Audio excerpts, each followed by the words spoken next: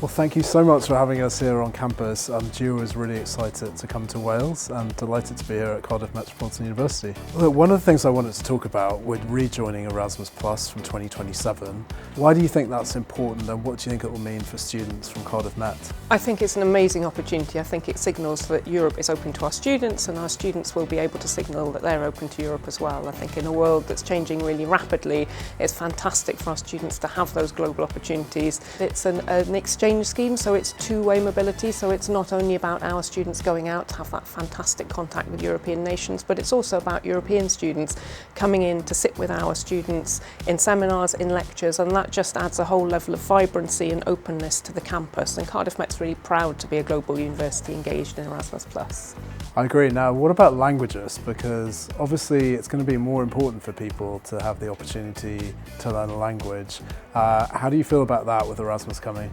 So with my personal hat on, I'm really excited. I'm a linguist myself. My own degree studies were in languages and I had the brilliant opportunity to spend a year abroad in France as part of my degree. But I think actually with a professional hat on, for our students, sometimes first in family to come to university, who potentially haven't had the opportunity to travel abroad, who might come from backgrounds where that isn't something that's quite so natural, it's an amazing opportunity to learn a language, to give students that real confidence before they take that first step into something that can feel quite unknown, quite challenging. The language itself, plus the ability then to work in different environments, is such a valuable thing for our students.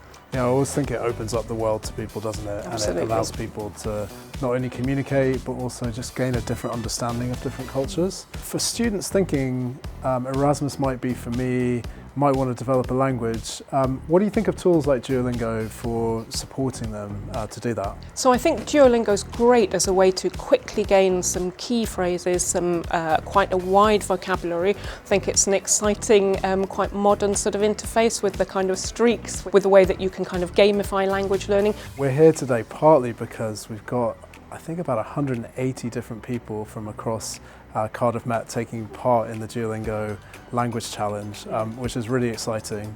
So I'm just wondering, you personally, you're a linguist, you're taking part.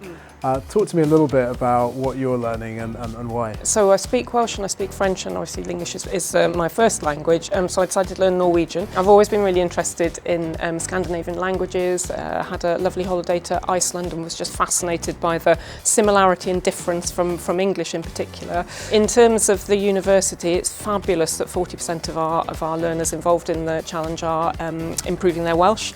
We have a really amazing array of opportunities to learn Welsh in the university, and this is a kind of real support to that.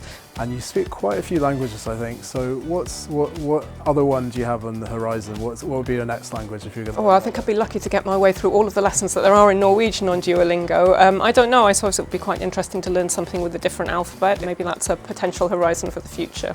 I wish you all the very best of luck with the challenge in the few days ahead, and looking forward to finding out who's won in April.